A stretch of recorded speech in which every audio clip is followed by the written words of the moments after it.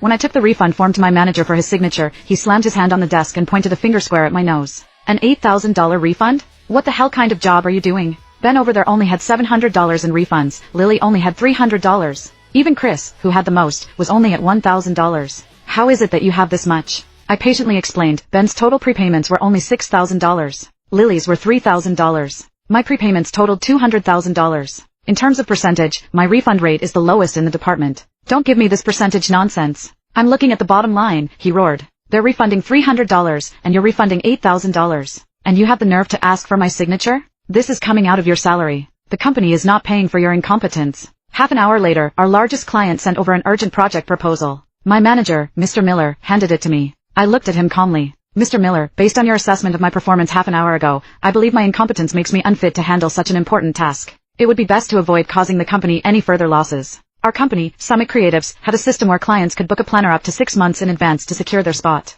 To sweeten the deal, the policy stated that clients could get a full, no questions asked refund at any point before the official planning work began. As the company's senior planner, I had the most bookings. Naturally, that also meant I had the highest total refund amount. A lot can change in 6 months. Before launching the system, our risk assessment department had projected a refund rate of around 10%. My actual rate was 4%, yet it had somehow sent my manager into a blind rage. After being kicked out of his office, I had barely sat down at my desk when my phone buzzed with a notification. Direct deposit received, $500. It was immediately followed by a message from the head of accounting. Per company directive, the $8,000 loss you caused through negligence will be deducted from your monthly salary. However, in consideration of your living expenses, the company has decided to leave you with $500 per month. Please consider this a gesture of the company's humanitarian concern. I stared at the message. My monthly salary of $10,000 had been reduced to a mere $500. My blood ran cold. Humanitarian concern? What a joke. A moment later, the same message, slightly rephrased, was posted in the company-wide Slack channel. At channel, planner Grace Adler, due to personal error resulting in an $8,000 loss, will have this amount deducted from her monthly salary to serve as a warning to others.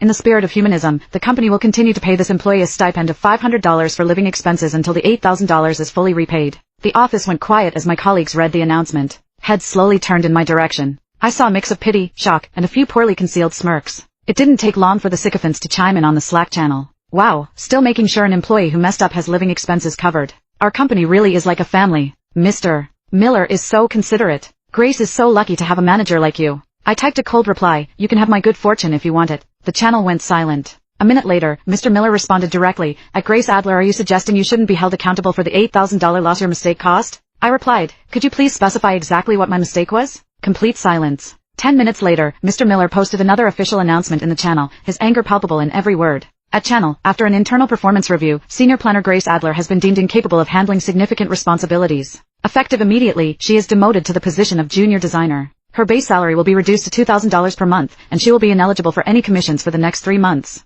I stared at the message and let out a cold, humorless laugh. Not only was the baseless salary cut illegal, but a $2,000 monthly salary was well below the state's minimum wage. I quietly took a screenshot. Evidence. Mr. Miller then added another message. On the other hand, look at Lily. She may be a junior planner, but her refund total was only $300. That's a real team player who thinks about the company's bottom line. She never angles for a fancy title, she just quietly gets the work done. Lily quickly replied, thank you for the recognition, sir. I just try to work a little harder than everyone else. Then, she added another jab, some people with $8,000 in refunds should be ashamed to even show their face at work. If it were me, I'd be too embarrassed to stay. Calling yourself a senior planner might fool outsiders, but we all know it's just an empty suit. Mr. Miller was ecstatic, everyone, see the dedication Lily has. I expect all of you to learn from her example. Please reply with acknowledged. The acknowledged replies started trickling in. Then, Mr. Miller tagged me specifically. At Grace Adler, why haven't you responded? Are you refusing to comply with company directives? I slowly typed out my reply, acknowledged. I guarantee my refund amount will be $0 from now on.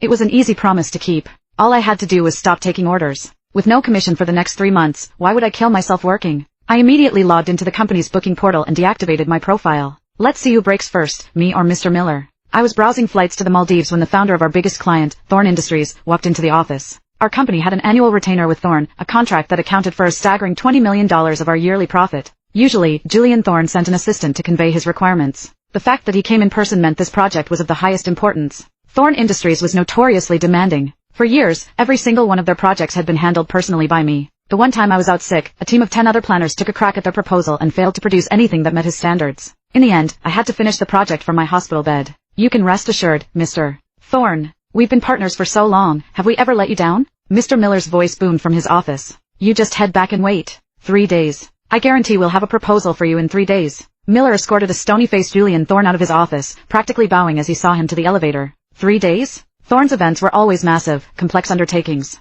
I was the only person in the entire company who could deliver a high-caliber plan on that kind of timeline. But since Miller had just demoted me, he surely wouldn't be shameless enough to hand the project to me now. Right? The atmosphere in the office grew tense. No one wanted this hot potato. What do we do? Mr. Thorne came himself. This project must be a monster. Who do you think Miller will give it to? Is it even a question? Who else besides Grace could possibly handle it? And did you hear him? 3 days. No way. He just finished publicly humiliating her. He wouldn't have the face to ask her now. I bet he gives it to Lily. She got all that praise today. Lily's face went white with terror. I have too many clients right now, and several urgent deadlines of my own. I don't have time. I had to laugh. She had only booked $3,000 in prepayments over the last 3 months. What deadlines? The truth was, she was terrified to take it. The commission on a Thorne project was enormous, but everyone knew it wasn't easy money. They might have been jealous of my bonuses, but none of them ever had the guts to actually volunteer for the job. Mr. Miller returned from the elevator. With every step he took, the air in the office grew heavier. Everyone stared intently at their screens, praying they wouldn't make eye contact. But we had all underestimated the thickness of Mr. Miller's skin. He walked straight to my desk.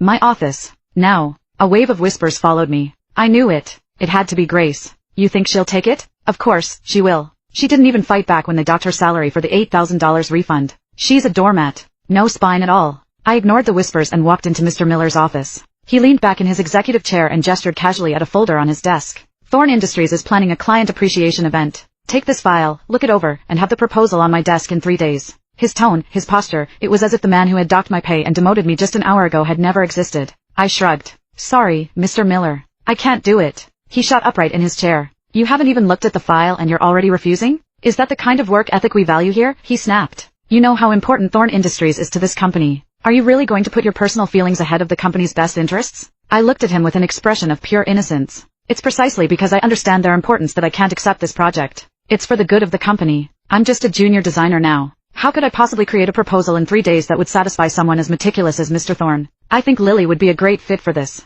You should give it to her. With that, I turned and walked out of his office. The moment the door clicked shut, I heard the sound of a mug shattering against the wall. 10 minutes later, my phone rang. The caller ID showed it was Mr. Davison, the director from our corporate headquarters. Clearly, Miller knew he couldn't bully me into submission, so he was calling in the big guns. I made a decision. If Davison was reasonable and offered a fair solution, I'd take the Thorne project. If he was calling to pressure me, then sorry, but the Maldives were calling my name.